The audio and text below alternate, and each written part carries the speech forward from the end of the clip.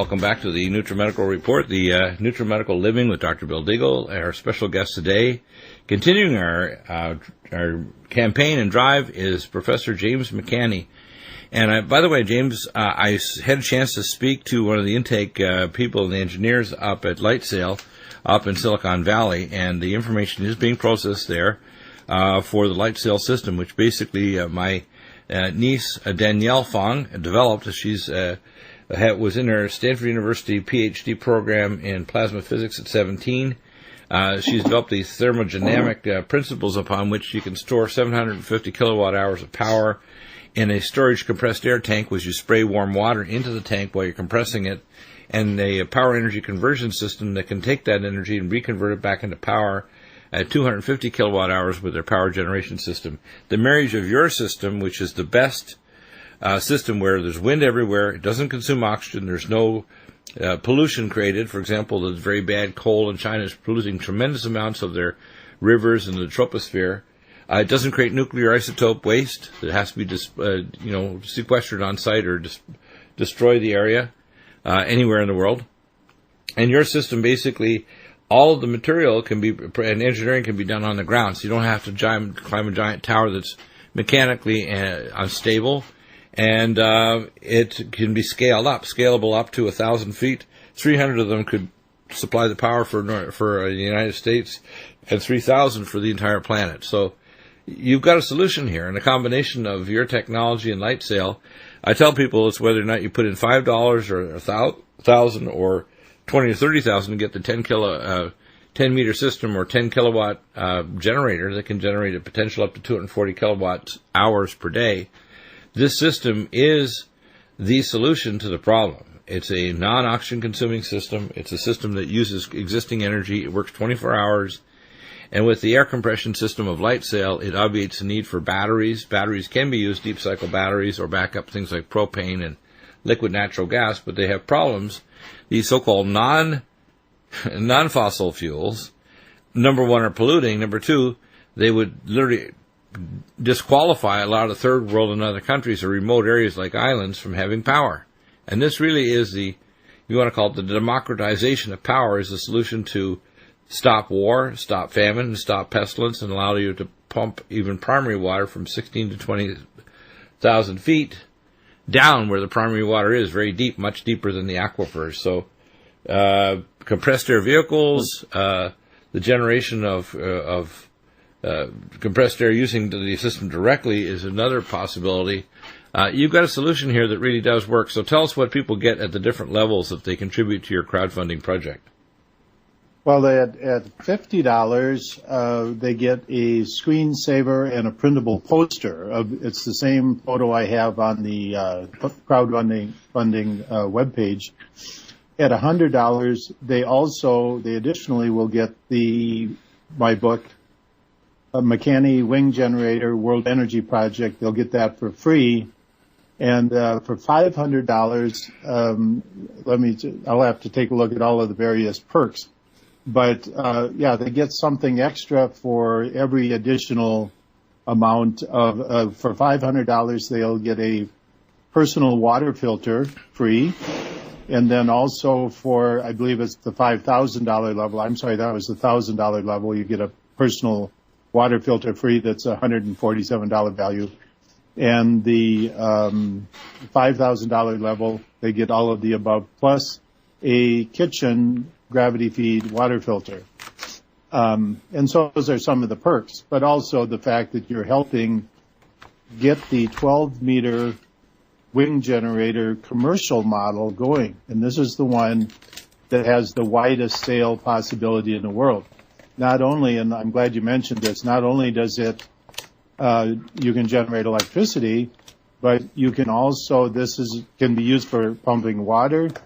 For example, with the pressurized system, with the pressurized gas recovery system, yes. You can do that directly. You don't have to convert to electricity first. And that's one of the great things. Much of our manufacturing, in fact, it used to be that people would set up a grist mill or a manufacturing plant, a sawmill next to a river. and they would directly harvest the whatever type of power it was, and use it directly. And that's something we've gotten away from. We have to first convert everything to electricity, and then reconvert it back to some kind of power. Yeah, and there's a lot lost there too in that process, isn't there? Oh, absolutely, a tremendous amount. Let's take an example. The spring rain runoff from the upper Midwest, which includes Montana, the Dakotas that come down the Missouri River, and that eventually dumps into the Mississippi River. And then all of the Wisconsin, the runoff from Wisconsin, Minnesota, Iowa, Indiana, and Ohio, and all of it coming from the eastern end, all of that water ends up going down the Mississippi River and going into the Gulf of Mexico. We could take that water and move it off to the American Southwest every year, store it up. We could run a path that would go down around Tucson, miss the mountains, and then come back to the American Southwest, down where So in other words, you could use the swing generator to pump the water to the pumping stations. When I talked to the people at LaRouche Foundation, they talked about putting nuclear reactors along the waterway in order to pump it. You don't want nuclear. You want this wing generator system, very large ones, scale up to 1,000 feet, so that you can actually pump this water over major obstructions or through mountains, etc., so that you could actually have giant reserves of water that you could then run down to the southwest and bloom the deserts and have lots of water for the big cities on the west coast and southwest like Texas. And, this would overcome a lot of the problems that we have by just recharging the Ogallala aquifer that they're now destroying using chemical-induced hydrofracking, which is insane. It's insane. Oh, absolutely. Yeah. So the direct use of the wing generator to do things, or to store energy, or to run a factory or whatever, is a very efficient use of that power. It's directly converting it. You're not converting it to electric and then moving the electric someplace and moving it back. Right. Now, when I talk to Lightsail, and I want to mention this because if they have a chance to listen to this program later, here's the principles that I see, because one of my talents is I have a talented business. I understand how business works. It's from my grandfather, who was very wealthy. If you have a power corporation, they don't want to pay what you can generate from solar panels. Solar panels in California you'll cost about 22 cents per kilowatt hour if they had to pay you for your power. But they can buy it from a nuclear reactor in Arizona or Mexico, because they're building one down actually in Ensenada, Mexico, about 80 miles south of the U.S.-Mexican border. Basically, by the way, that's also on a tsunami and a fault line zone that there in Ensenada and that harbor. And so as a result, they buy it at 5 or 6 cents per kilowatt hour. They're not going to pay you. Plus, they also want to charge people to put power back on the network, and they've actually been trying this through the State Utilities Commission to use their battalion of attorneys to force people that are generating solar to actually pay to put your power back on their system. And if enough people switch to solar on the grid, they would not have enough money, so they have to raise the rate paying for anybody who doesn't have a solar system in. And, of course, the solar costs are extremely high. For me, for example, to put in a full solar system for our 4,500 watts that we use a day on average, or 4.5 kilowatt hours, we would have to pay about $180,000 to $200,000, which is nuts. And that only supplies our home. And to be honest with you, you want communities that have homes that have power, because if you're just a sentinel house that has some power, even a few solar panels, you're like a piece of cheese for the mice of people that are desperate, that don't have their food's rotting because their refrigerator died 3 days ago. They don't have any dehydrated or freeze-dried food. They can't cook anymore. They ran out of propane last week because they used the last bit in their tank. And now they want to come to your house because you got the lights on. And people don't understand how serious this is. I tell people people ask when I fill in the Vivos thing, which I did for kind of Vivos.com, which is kind of like an underground super shelter. And I had one of my friends send me this information sheet and application. I just did it kind of to find out, because I would rather live in a community of, say, 100 homes and people with crossing sets, either here in America or another place, say in South America or whatever, rather than in an underground shelter. As you said before, Professor McCanney, you don't want to be deeper in a cave than you can dig yourself up with your hands in 20 minutes. In 5 minutes. When they talk, in 5 minutes, you mean. Yeah, that's good. So you can hold your breath that long, right? Yeah. Yeah. Yeah. So people need to understand this. Vivos is saying, hey, we're talking about possibly multi-generational underground. Now, the rate of suicide for people who are in 30 days underground is as high as 37%. And if you don't exactly have everybody on the same page in terms of belief systems and how people interact and who's going to be the leaders, it becomes like the Lord of the Flies underground. Not pleasant. Okay? Well, I once gave a scenario of a cook who was hired to cook breakfast for let's say the Bushes, George Bush Jr. And on the second or third day, he'd say, well, I'm not cooking the egg for you, I'm cooking the egg for me. Now, what's George Bush Jr. going to do? Right. What happens when the equipment breaks down and then they say, well, Granny is near death. Why don't we make her for soup next week? Because if the systems for regenerating food and so on and growing in their hydroponics break down, what do you do if you're locked down there for a period of months or years? And I tell people, I said, the whole thing is we have to understand you want the simple technology that doesn't consume energy, doesn't require nuclear materials, doesn't require a power grid, and merely makes pods or micro communities able to set up a network so that if one power generator somehow broke down, they'd still get power from affiliated networks, and we call micropods. We need to restructure what the grid is. The grid is not as it currently exists now. Teleologically and engineeringly cannot survive even putting the mandated power from solar and wind on the grid here in California. A study a year and a half ago proved that. So when I see things like light sail, I say, this is a solution. And I told him, I said, part of the problem is you got the brilliant scientist, Danielle Fong, who actually invented this, my niece.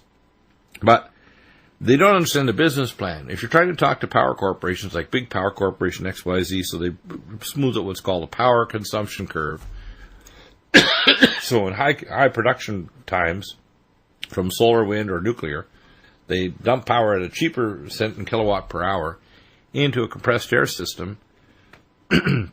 There's not a lot in it for the power corporation to want to do this.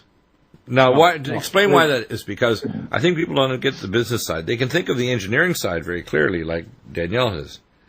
But the business side is their battalion of bean counters, accountants, and lawyers say, they have an OMG moment, I call it. Oh, my God. We don't want this. That's why people don't understand.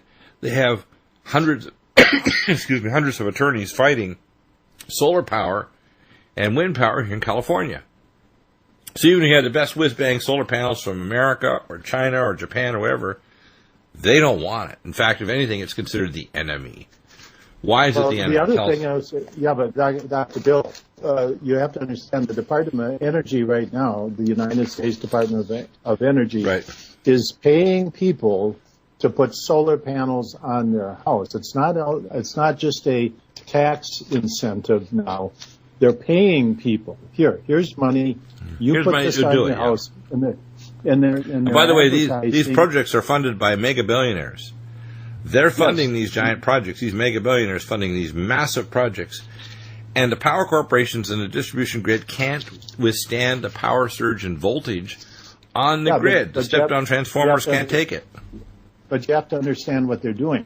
They're forcing people, or they're conning people into buying a technology that eventually they're going to call you up and say, you can't use that, or we're going to put a smart meter on your house and we're going to turn it off and on when we want it off and on. Right. And so, but the end result is it's not a solution. It keeps the central power company in control and in control of the voltage. You see what I mean? They control the voltage. Yeah. So in other words, the control of the voltage is the reason why light sail is not going to sail very far dealing with main power corporations, because light sail with its fancy technology, unless you get, quote, off the grid, is never going to get as big as it should get, either in America or in other countries, because the grid and the power corporations, they consider any alternative technology like light sail storage systems or power regeneration, or even your system, the the wing generator, they're the enemy. And they have to understand the business model of voltage control.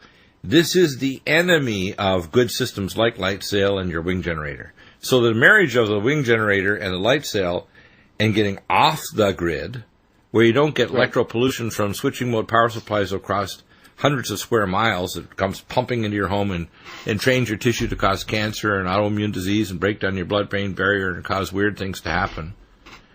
No, what you have to do is you've got to get off the grid and recreate a new way called pods-type shaped supergrid where voltages are controlled at the point of use, not on the grid itself.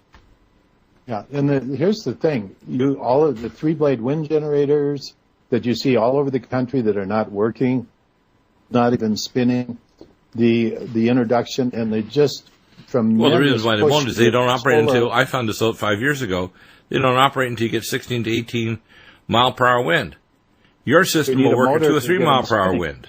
What's that? Yeah, the three-blade wind generator has a motor inside that takes power to get it spinning so that it'll move in the wind.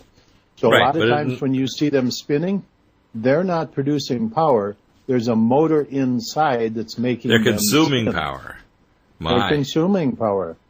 But that's why they want those, because it's eating up all of the alternative energy money, and it's not providing a solution. So it's like the carbon credit garbage of we're going to switch carbon credits and we'll sell you the credits so I can do something terrible. Like, for example, one of the crazy things is an Airbus A380 will generate enough oxygen consumption that it's equivalent to the oxygen used by the entire human race in one day with one jet crossing the Atlantic Ocean.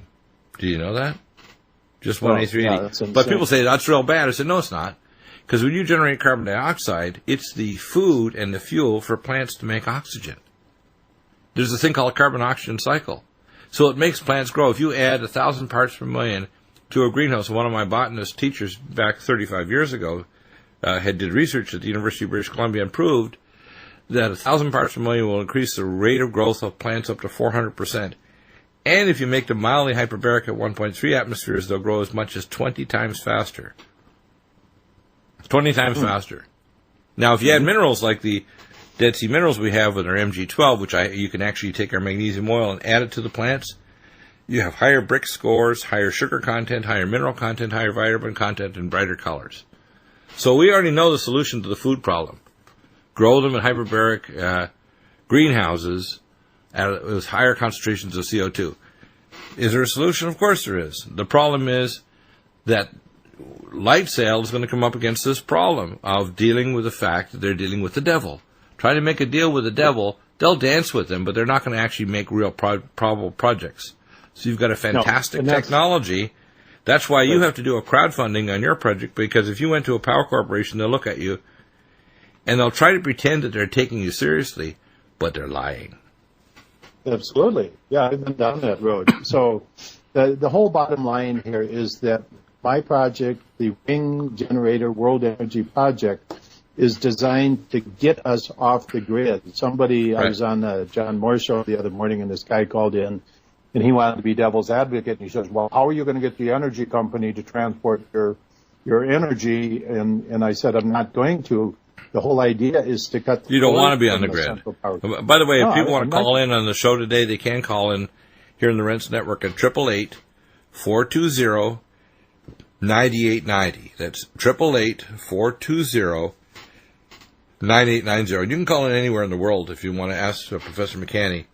Now, I want to switch topics just a bit, and I want to come back to this. I've got some new reports from John Moore, from other sources and so on, and this is an area that you are, par excellence, the Tier 1 scientist to go to. We talked about this in the other show the other day, about Marshall Masters stealing information. He stole information regarding the Chaldean Society book from New Zealand that deals with the ancient, if you want to call Bible, that deals with actual cataclysms. Right. And the passage of giant comets and or dwarf stars that actually cause cataclysmic destruction to our planet. I'm seeing evidence from my various sources, including going back to the 90s when I took care of the South Pole Telescope team that actually went to the SPT in McMurdo Bay, Antarctica. and much information since then that we actually have in deep space one or more objects, and there's all kinds of them. There's comets, there's asteroids, there's hyperelliptical comets that have coming in like Sighting Spring, and we know there's no object in the inner solar system like idiot Marshall Masters is saying. But action at a distance, when you've talked about this in your own show, the dwarf stars, which, by the way, number 10,000 to every star in our galaxy. There's 10,000 dwarf stars that are brown and red dwarf. And they last from 10 trillion to 100 trillion years. They don't die real quickly because they burn so slowly. But they have a very powerful gravitonic field and a very powerful geomagnetic field that could be up to 200 times the power of our Sol, our yellow dwarf star. So I think there's some pretty good evidence with increased volcanism and earthquakes that gravity waves are starting to change the nuclear activity of the inner planets, including increasing temperatures in the core of the Earth, and increased volcanism and earthquakes, and also plasma physics changing to cause what they call extreme weather. What do you think of that theory? Do you think that there's some evidence that there are some deep space activities at a distance? Because people need to realize the grid's not going to survive, and the primary thing that's going to knock it off, if it's not governments turning it off on purpose because they're trying to create a nuclear war, which they want, as a cover, basically it's a cover for them, I call diving to their hotels, is that the return of a object in deep space, or even its action at a distance, can knock out our power grid by a coronal mass ejection from the sun, or a gravity wave that causes a major supervolcano that can, like the Curva Viejo, to blow, or a Yellowstone, which is, as you've said before, and you can go to the actual military website called Deagle, which I thought is a very strange play on my name. DEAGEL, and it's a military and hardware site. It's not published by me, it's a military, and it's been saying for years, and they keep on revising their population level down, that they're revising the population here in America in 10 years down to 65 million, from 317 million this year. And they're saying a convergence of a series of cataclysms, primarily the power grid going, caused by deep space activity. And I'm going to leave that wide open. When we come back, I can hear the bumper coming on. So people need to understand, if we don't get alternative power off the grid, you're not going to have it. And there's a limited time, so you better get into the program. Hopefully I have you intellectually cornered to answer some of my questions. Okay. Before the break, we were talking about the possibility. We're talking about the fact that I don't think even at any dollar value, people are going to find at some future date, and I'm not going to set the date, you're going to have power. I'm saying that, and people ask when I fill out this vivos.com application, just to kind of experimentally find out how much it costs for 7 adults and 2 children to be underground for possibly years or decades. What kind of facilities underground, and basically you're in lockdown, which I think is, to be honest with you, kind of scary. And I want to find out, of course, the kind of range of questions that they raise on their website, vivos.com. And what people should understand, there's some science behind this. Moses knew about this because the cataclysms were passed down historically to the astronomers, which are astrologers also, of the ancient high priest, because Moses was trained to be the next pharaoh. His name Moses means, like Johnson, it means taking the son for Johnson and saying, okay, he's Moses. His actual name should have been like Tut Moses, meaning he was a son of Tut because he's adopted, but he was brilliant. He wasn't like an inbred, real biological child of the pharaoh and the pharaoh's wife. He was actually a superior person who was a physician, surgeon, general, and astronomer, astrologer, so he knew these things in the ancient books, and he knew cataclysm was coming because he saw the star signs. And what I'm saying is there's enough evidence now that the globalists know there's cataclysms coming to the planet. They know that Sighting Spring and these hyperelliptical comets pushed in by deep space. They know gravity waves are coming because they have gravity wave type telescopes looking at deep space. They have Chandra X-ray telescopes in Soho. They have the stereoscopic telescopes looking for infrared light, which is 5 to 7 degrees above absolute zero in deep space. And no, Marshall Masters, you're wrong. There isn't anything in the inner solar system, but it can be out at 0.73 light years, and even at that distance, gravity waves travel faster than light. And gravity waves change the time constant of radioisotopes and can change the plasma physics of the planet, the sun, and our Earth, and can increase volcanism and earthquakes and cause it's like taking a jig and hitting it. They can knock our planet into a thing called lithospheric disjunction, where the crust of the Earth actually slides on the mantle of the Earth, and continent formation and mountain formation occurs, as well as superquakes, supervolcanoes, and things like Cumbre Viejo slide into the ocean, creating a 700-foot tsunami, striking North America, Europe, and Great Britain. So what I got to try to convince people is we're not decades away from this happening. We're months to years away, where you will not at any price be able to have power unless you have this type of system. You will not at any price, and we repeat that, have power unless you have a wing generator and a way of storing power, so you don't have to buy fuel, you don't get nuclear material, and because there will be no grid. The grid is going to go. Yeah, and, you know, bringing it down to earth just a bit, and you've talked about this, I've talked about it, any type of, like we're looking at Jade Helm, this issue this summer, I also guarantee you that there will be power outage associated with this, and there will be what they call rolling brownouts, where they'll give you power for maybe 1 hour a day. You can flush your toilet, do your wash, this is a simulation. Brush your teeth. Yeah, right. Brush your teeth. You got 1 hour to get your stuff done, because at the end of that, the water's going to go off, the sewer's going to go off. Everything that runs on electricity, you know, you can go get gas at that time. It's going to be absolute chaos. And by the way, they're doing this because they're inserting the data in supercomputers to monitor and predictively program human behavior with these behavioral supercomputers, which they have called the Virtual World Project, which I took care of employees for 6 years. I know in exquisite detail every technical and spiritual aspect of this, right down to the multiplexing computer signals, to the architecture of their software, everything. And I can tell you right now, Jade Helm is fitting in with this literally modeling of human behavior, because they don't want to just do it in a couple states. They want to do it to all of us, not just in America, but around the world. These same plans in various variations are going to be used in South Africa, Australia, New Zealand, Russia, China, any country that they feel they have their claws into it. And people say, oh, no, they can't do that. The grid's going. And if it doesn't go, they're going to shut it off. So if you don't have alternative power off the grid that's reliable, that doesn't generate pollution, you're not going to have power. And if you don't have power, you do not have civilization. Yeah, the thing that I'm doing is trying to, for the first time, provide a system, because solar can't do it. Small three-blade wind generators or light systems cannot do it, or light wind generators.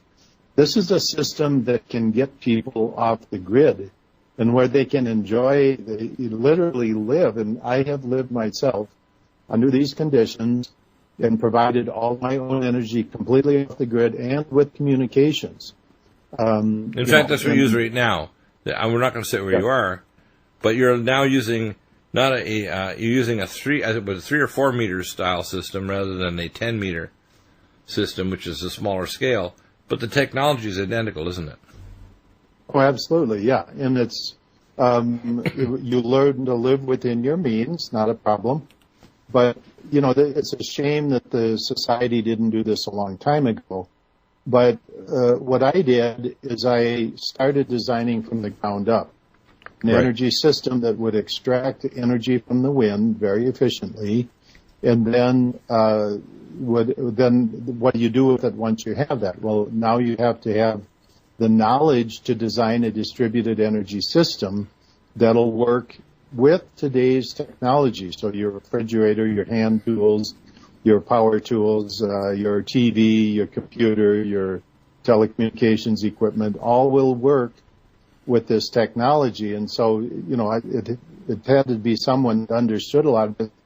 Plus, you have to understand the failures of the other system. It's kind of like a lot of the science work that I've done.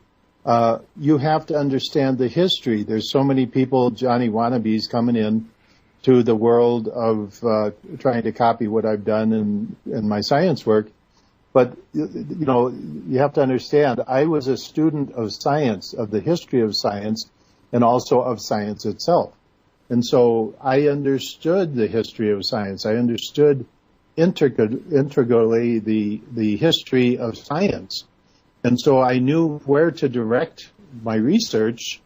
And just knowing that was something, now the people that try and copy me, the Marshall Masters out there, the other variety of garden variety of internet copycats, they don't understand that, what they're copying. That's why they can't do a very good job of copying, because they don't understand anything that went into what I've done.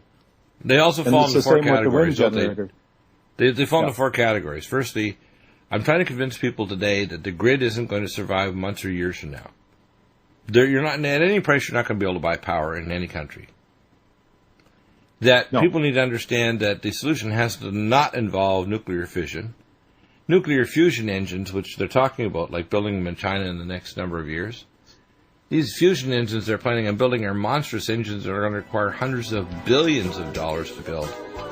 And you only have a few in a large nation. And the fact is, those are, again, back to the grid, back to totalitarian control of power. You don't want that. You want a system that's not totalitarian controlled. You want it as pods of power. And you can interconnect them if you want through plasma lines, which is a better distribution system than step-down transformers and alternative current. You can use plasma or compressed air if you're in a small area and you have a bunch of these.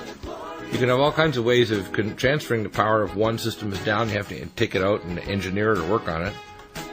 But people should understand that without power, civilization as we know it won't exist. And I know this is a fact from the U.S., Canada, and Australia, that if the power grid goes out, by the fourth day, civilization will, no matter what it is, whether it's a plague, a CME, or a nuclear war, it'll all look the same. It'll be total chaos, death, and destruction. And people should understand that this is probably one of the most essential things we need to talk about. People don't, we want to have ammo, we want to have food, we want to have medical and everything. If you don't have power, everything else you're talking about, like lights for an operating room, power to get around, power to kind of make tools, power to entertain people and educate them, everything's gone if you don't have electricity. You're literally not, and it's not going back to the Stone Age, it's going back to an age where you don't even have the benefits of the Stone Age, because you've got a world that's been poisoned, you've got a world that might be radioactive, and a world where, in fact, you might even have to have something like a domed city and a power source that allows you to actually pump and filter air and do other things, because the world could be so dangerous after nuclear war. Even if you're living above ground, you can't survive without some form of power to be able to even have any kind of civilization survive at all. And what I see happening is I see a civilization that basically ignores this. And your answer basically, people say, why are you proposing this? I'm saying, well, because I saw in your project one of the only ways to preserve civilization. Mm-hmm. Yeah. Otherwise, going back to the cave ages, well, that's nice, but how many people are going to go run down a mastodon with a spear and find food? The animals may not survive because the world is getting so dangerous. We're seeing an extinction level event. What the globalists are doing with carbon capture is they're going to destroy the ozone layer, because if you carbon capture and the oxygen concentration drops worldwide, what are you going to do in Sao Paulo, Brazil, when the oxygen concentration in the center of a large supercity like Sao Paulo is 11% and people are getting hypoxic frontal lobectomies, where they basically act like criminals because their frontal lobes require higher oxygen concentrations? It doesn't work. They don't have any executive functions to prevent bad behavior. What do you do in a civilization where hypoxia starts to kill off the elderly and the unborn, so people can't be born and they die prematurely, because if you get slightly sick, you die really quick? It's very tenuous. Very dangerous. People don't understand. So when I see Deagle, and that's what really, I don't wonder these maniacs why they chose the DEAGEL for their military site to announce this population stuff. I think it's, in a sense, an indirect kind of like a slight, just like the WebBot project a few years ago announced that Dr. Bill Deagle is deep black op, DARPA. He knows too much. He's got to be one of the dark side. He's going to be like Darth Vader, No, I'm not Darth Vader. I'm out here to try to provide solutions with experts like Professor McCanney. And when I talk about these things, like, I know you don't want to commit yourself on some of these things because you don't want to be nailed down and say, he said such and such on a certain date. The fact is, I don't know the dates, but I can tell you the evidence is hyperelliptical comets, volcanism, earthquakes, and extreme weather. We have gravity waves coming in from a deep space object. The globalists probably have better Tier 1 science information about what really is going on, and they're freaked, which is why they're creating more chaos on Earth, want more control of the money system, want to get rid of cash completely, want a state of martial law because they're letting ISIS. I can guarantee you that if something goes, it'll be the grid that'll blame it on ISIS or ISIL, which we're managing. Yeah, the whole thing with ISIS, they keep publishing this picture of a guy and the sun's behind him and he's got a machine gun and they're going, woo, right. Boogeyman ISIS, everybody be scared, you know. And it's just so bizarre. It's like, you know, it's like advertising a Hollywood movie.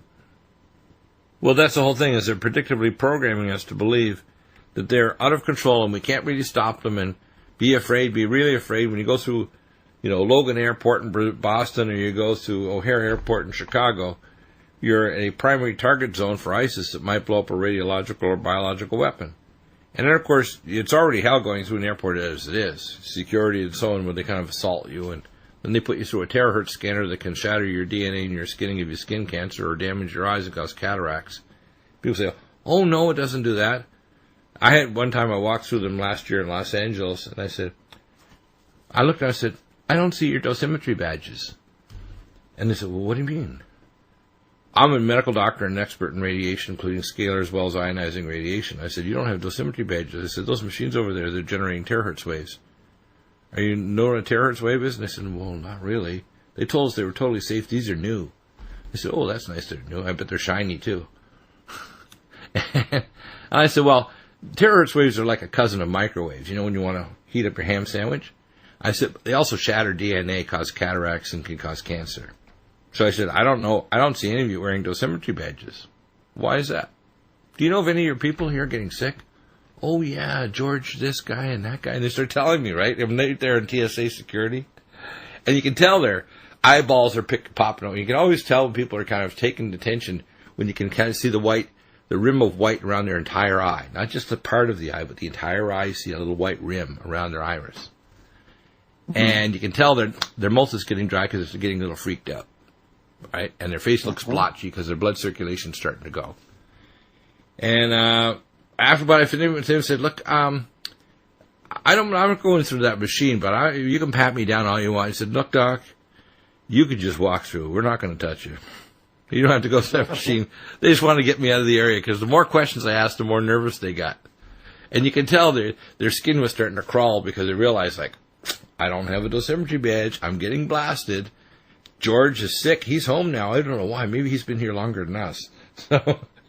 So yeah. People don't realize that the government are the chaos masters. That's what we call a government from now on. We'll just call them chaos masters. And the very first these buggers are going to do is they're going to turn off the power grid. That's number one. And I work with special forces in Delta. In fact, I talked about this for an entire week, 1997 in St. Louis when I was at the Academy of Environmental Medicine, because I work with Delta Force and Special Ops. I was the ex-examiner for the Murrah building. So I work with the government on special ops with radiological and biological terrorism. So this isn't a second-hand opinion from another broadcaster that I just kind of copied his stuff. I've been there. I'm an expert. And so when I say these things and I bring on someone like yourself, Professor McCanney, I don't want to nail you down to a specific date or whatever, but you and I know bad stuff from space weather is going to mess up our planet. And they know something bad's coming. And they know the very first and most fragile thing is our power grid, isn't it? Mm-hmm. Yep. That's you can commit to at least that, right? Yeah, you can say, yes, Dr. Deagle, I know it's torture, but yes. I haven't committed to anything, but I will say this. You're right. The power grid's going down, right? Mm-hmm. Oh, yeah. Yeah, the power painfully grid going down. Go down. And people will say, I can't toast. By the way, and here's the other thing. Power grid, they have backup generators for the water, but they don't have for sewage, which means in no Western country do they have sewage treatment. So by the fourth day, they have to shut down or off the water or ration it, because if they don't, it's going to back up in your house if you're in any city or town. So by the fourth day, if they don't ration the water, you're going to have bloop, bloop, bloop sounds in your tub, in your sink, and everywhere. They go, what's that sound, dear? Man, I smell something that smells awful. That's called sewage backing up in your house because they don't have backup power for the sewage treatment plant. Nasty, hey? Oh, yeah. Now, I researched all these things, so I can tell you. So when we talk about your wing generator project, What can you commit to in terms of science that you know it could happen? Because you've done a lot of specials on TV about Planet X and about hyperelliptical comets like Siding Spring. What factoids can you say right now without committing to a date or a technology or a specific event? What can you say? I don't have any information about anything specific that's, headed this way or whatever. But here's something that... Well, but here's a couple of facts that I'll just present to kind of tweak you a bit. We know that earthquakes and volcanoes have increased since March 11th, 2011, 500%. We know that the amount of level 9 plus earthquakes around the planet have gone skyrocket crazy, just like Matthew 24. We know that even the jet stream, even this is, by the way, combined with the Macondo drill site in the middle of the Gulf of Mexico, is destroyed by drilling down there and destroying the loop current. And we know Fukushima Daiichi, with its radiotoxins in the deep trenches, is altering the plasma physics of the surface of the water and the troposphere, so the plasma physics that regulates weather systems is gone. There's no jet stream. There's a polar vortex now bringing down crazy weather from the Arctic into the Midwest United States, and their stratification weather temperatures are insane across the continent. You say, what happened to Texas? Well, it got destroyed because there's no jet stream to properly distribute the air masses. So what I'm saying is I can't say specifically what event's happening because there's nothing in near space that is doing it, but I can say with certainty that things are screwed up, and it's not just geoengineering, it's something happening in deep space that's pushing in these comets and doing something bad at a distance. Right? When I was working with some Russian scientists, they were atmospheric scientists, in the mid-90s, they were measuring changes in far outer space beyond the orbit of Pluto. Right. And they attributed it to changes in the intergalactic medium. And that's, they didn't really know what was causing it. Yeah, they're talking about increase in background cosmic radiation that causes micronuclei and precipitation of rain because of new micronuclei, right? And so the end result is that they knew things were changing. And the reason they were interested in my work is because it showed that the fusion of the sun is at the surface, and it's very volatile. It changes on a minute-to-minute basis. Right. NASA built a series of satellites and ground stations to monitor the sun, and their goal was to monitor the solar output in all frequencies and determine what is called the solar constant, the amount of energy coming off the sun. Which they were looking for, their instrumentation was set up to look for changes over a 2 to 10 year period, and they thought even that might be too short a period. What they found, it was changing on a minute-to-minute basis. Their equipment wasn't designed. It contradicted all of their theories on how the sun worked.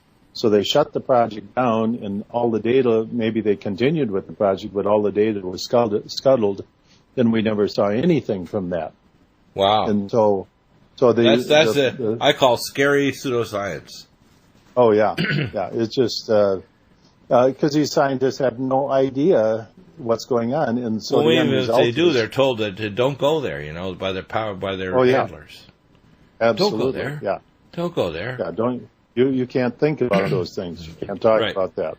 Yeah, so what I'm saying is that the evidence I have, because it's pretty considerable, and we'll only talk about a little bit of it, I know that I don't expect that, like idiot Marshall Masters saying he could see an object out in space by Pluto or wherever it is, or Saturn. That's not the case. But there is something that's changing the plasma physics of Venus, Earth, and the larger planets like Jupiter. There's something changing them. The sun, for example, is putting a lot more higher energy ultraviolet light. We know since 23 years ago there was only 23% ultraviolet B or higher energy. Now it's over 73%. So something's happening. It's not just a breakdown in the ozone layer. It's an increase in actual solar output. The spectral pattern and the frequency of energy are coming out and changing, and it's a lot higher energy than it used to be. So you can get fried, get cataracts, and get photoactivation of drugs in your skin very quickly now from going out in the sun. So I tell people between about 9:30, 10 in the morning and about 3:30 in the afternoon, don't go out in the sun. Don't even think of sun protection or even a hat and so on is going to protect you. don't go out in the sun. And before that and after that, wear clothing as well as thinking, well, I'm going to put a sun protector. Don't use a paraphenol or these other phenolic compounds because they won't protect you. And what people need to understand, it says in the Bible that, the fields shall be white that day, and then death shall flee from them for 5 months. What we're talking about here is, and I found my botany friends back 30-some years ago, if there was a 75% drop in the ozone layer and a burst of ultraviolet and background cosmic radiation X-rays, the crops in the next few days and weeks would just turn white. And you wouldn't even notice it. It could be happening at lunchtime, and you come back out at lunch and everything's fine, you're not getting a sunburn. And if it just happened in the ozone layer repaired itself, which is not going to happen that fast, but we're having thinning.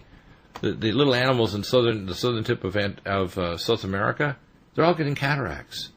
People in Australia, it's a law now that if your child doesn't have a bathing suit, looks like they're in the 1920s, you can be arrested for abuse of your child if you don't have these special bathing suits that come right down the cuffs to their wrists and all the way to their ankles. You don't wear a regular bathing suit like North America. You're going to get burnt to crispy critters in Australia if you go to it in the middle of the day if you don't have these special bathing suits on. Yeah. That's a Dr. fact. Bill, are we running up against the hour here? I just wanted to give We a are. quick We are. reference. Last comment. Go ahead. I wanted to tell people, go to the webpage, jmccsci.com. At the very top of the page is the crowdfunding link. And go there, and I want everybody to give a minimum of $5 and get this program moving for the 12-meter wing generator. Yeah, it's 12 meters. That's a big generator. How the hell is it, 39 feet? 39-foot diameter. Wow. And that'll supply power for, what we call squandering big California homes, say a dozen. And for a third world, probably like 100 homes or something, right? Yes. Wow. Or a large ranch, a factory. Yep, a ranch. You can even hook multiple ones. Island community. Yeah, and you can have those cars recharged with compressed air or electricity, so you can run electric engines or compressed air engines, which are already engineered and designed. They use them in Europe for 30 years. It's all off-the-shelf technology, isn't it? Yes. Amazing discovery and invention. This is a solution to a major problem. Bullet points, grids going, wing generator program, help fund it. Are you